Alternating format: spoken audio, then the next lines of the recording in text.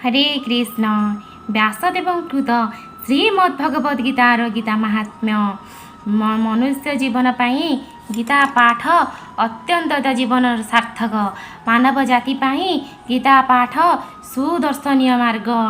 ब्रह्मपुराण अनुसार मार्गशीर मासर शुक्ल एकादशी रे बहुत बड़ महत्व रही, कारण यही दिन भगवान श्रीकृष्ण अर्जुन को गीता ज्ञान निमंते सुंदर उपदेश देइछन्ति।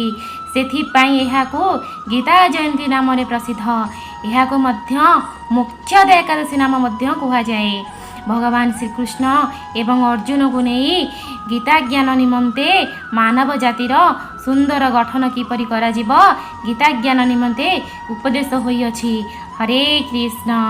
यदा यदा हि धर्मस्य ग्लानिर्भवति भारत अद्भुतथानं मधुरमसात्मानं सृजाम्यहं परित्राणाय साधूनां विनाशाय च दुष्कृतां धर्म संस्थापनार्थाय सम्भवामि जुगे जुगे।